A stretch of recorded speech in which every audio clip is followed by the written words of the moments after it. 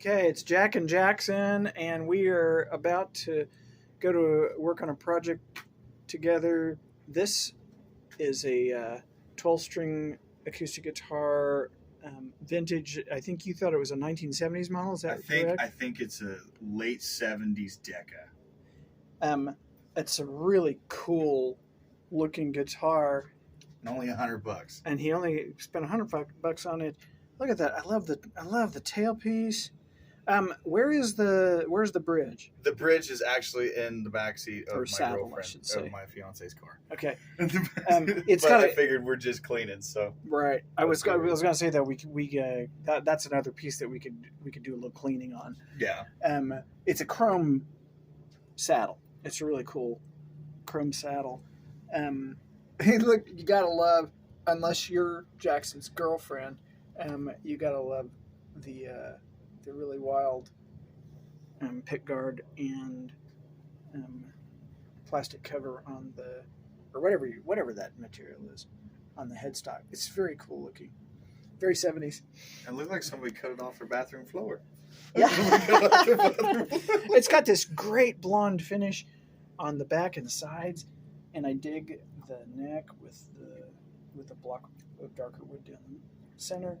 Also, I really like the inline open gear tuners. Those are very nice ones, especially since they're metal, and you get into cheaper guitars of this age, and you're most likely going to have just white plastic tuner knobs.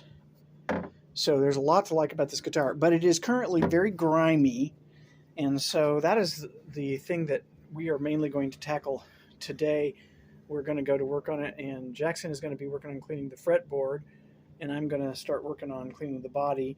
And how we're going to approach that is Jackson's going to just go to work with a cloth and warm water on the fretboard, which is the safest way to clean that. And you just do it. You just start lifting out the stuff with a little bit of water and a lot of elbow grease, and then maybe go after the grime down around the frets with that same material, the material being water, but using a toothbrush or a Q-tip. And the reason why we do that is because there's a lot of ways that when you start using solvents, there's a lot of damage that you can do to fretboards, and people get in a hurry and they do damage maybe they're not even aware of at the time. They separate the fretboard from the frets. We are wanting to avoid that, so we're going to work harder but be safer on the guitar. So we'll see how it turns out. It's not really easy to get a good feel with a video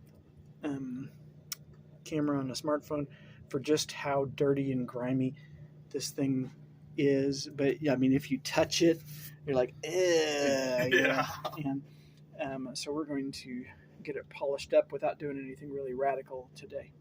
We were just talking also about the pearloid inlays and how pretty they are. They're not a trapezoid like you were saying, like on the Gibsons, but they're also just not a sharp square. They have these nice rounded edges on them. They're really nice looking. It's really cool how sometimes you get an old guitar, and I don't know if this was an expensive guitar when it was new. Probably not. Probably not. But it's just, but they took some care with it. Another thing we both find cool about it is that it's got a 0 fret. We don't know how that's going to affect the playability of this particular guitar once we get to work on it. And I think once we get it cleaned up, I think we'll check the fretboard. I mean, we'll check the frets to see how level they are. Well, in all honesty, with a 0 fret, I think we're going to get a real, instead of like a real deep earthy thing, I think we're going to get a real bright twangy thing, because with the bridge being the way it is, right? With the chrome bridge, and with those strings coming through this bone nut onto a metal fret, that'll be a real bright sound. Yeah, I think you're right, and I also think that the 0 fret is going to make it very playable. I think it'll be remarkably better. Yes. I think it's going to give it a lower action at the low end of the fretboard. So but a lot to do. You know how it is. This I always go, oh, we're just going to do a simple job, and simple jobs never turn out to be simple. Never ever simple. All right, we've been working on this for quite a while now, and everything is cleaning up just really great. Jackson has been working hard on the fretboard, and man, he's lifting out all kinds of grime on that. I took some Dunlop D65 polish and worked after just going over it with a little bit of water, and a lot of stuff that looked like it might be actual damage just came out of the surface of the guitar. We're going to work on the back of it here, but we were trying to clean up the edges of the pick guard, and it had some really just crummy, deep set in stains, dirt kind of stuff on it, and I scraped it with a razor blade, cleaned up really nice. There's going to be several more places. You can see a little bit the difference here because that's kind of dingy. It's not near as bad as it was here, but there's some other places where we're going to do the same thing with. So it's tedious work, but it is really rewarding. So when you get that white binding when you get it cleaned up, it just really pops. So we're having a lot of fun, and we're solving the world's problems and while we keep noticing so many other cool things about it. Yes. The beautiful rosettes and the beautiful bindings on this. Oh man, the wooden binding on the edge, it's just incredible. We've determined this is a late 1960s Decca 12-string made by Taisco in Japan, which I'm a lot more familiar with their electric guitars, but they are known, Taisco is known for doing just a lot of really aesthetically cool stuff, a lot of design stuff. And Jackson was pretty excited when he realized that for his $100 he had a 1969 it was incredible guitar. And especially finding out that this was a turtle shell style instead of I thought it was like leopard print or tortoise shell, leopard, whatever. It's tortoise shell in the same sense that picks, ever since they came up with primitive plastic. Have any turtle shell picks, by the way? Just want to make that no actual tortoise. If any cops are watching, we do not have any. Not only that, but we're dead set against it. Yeah, absolutely. This is a pretty cool looking pickguard, though. Okay, Jackson and I are about done for the day, but we have done an awful lot of work on this guitar. We have learned things about it. Jackson has been painstakingly. He got the tuners out, but he's been painstakingly removing the caps, which are in very nice shape, but they were down in there. And probably haven't been removed since the 70s, right. Let's be honest. And I, on the other hand, in the process of cleaning this thing, discovered a really good way of cleaning. If you need to clean the edges on the pickguard and everything, the way to do that is just get the thing to fall off. And so that's what happened. It just fell off as a result of being rubbed on. And now Jackson has all kinds of options for cleaning up the old adhesive and cleaning up the pickguard and just having more fun. This thing is looking great now. We started the day with it being all grimy and greasy and damaged looking, and now it's really shaping up great. We've discovered you already removed some of that. No, that's just the piece that came off.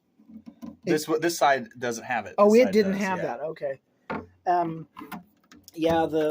Somebody at some point in time has applied adhesive to the neck joint and done a very poor job of it aesthetically. And we're thinking that all of that extra residue can just be scraped off with a razor blade, and we're not worried about. I mean, if it turns out that that's holding it together, we'll just get some high glue in there and re-glue it, because as Jackson and I have been discussing, it's fun when you're at the point in your journey as a guitar restoration / maintenance person when you when things happen and you don't go, oh, that's a disaster. You go, well, I can deal with that. Yeah. Yeah. It's like, or we can figure out a way to deal Right. with it. That's the Yeah. beauty of As it. we've been talking and working today, we've managed to find to dream up about half a dozen tools. Yeah, no joke. Punches for these specifically. Yeah. So many possibilities, but this is going to be a fun guitar when it gets all put back together and finished. And my biggest thing and I'm only 23 years old, so what I'm used to as far as cheap guitars is basically a cardboard box with a neck on it. Yeah. With Amazon guitars nowadays, but this in theory is a cheaper style 12-string guitar from the late 60s. Yeah. And to see the difference in cheap then versus cheap now is a remarkable thing to experience, because this is almost considered well made by today's standards. This is a quality guitar by any standard. This is a quality guitar, and it was, like you said, at the time something that would have been a little bit cheaper, mass produced in Japan 100% guitar, but it's just got so many cool qualities about it beyond just being well made. It's just really cool. It's a very looking, very cool guitar. The rosette is gorgeous.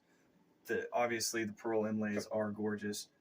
Not convinced they're real pearl, but whatever. Yeah, well, obviously not. Strongly doubtful. I don't think Gibson has those.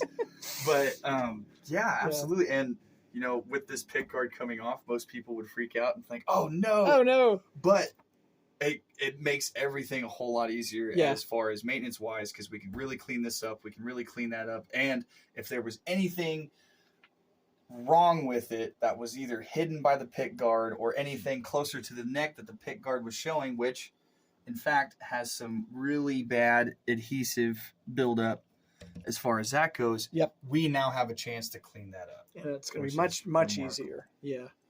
And it'll be easier to scrape the binding on the pick guard as well and get it cleaned up. Oh. So a good afternoon's work. Very Absolutely. very pleased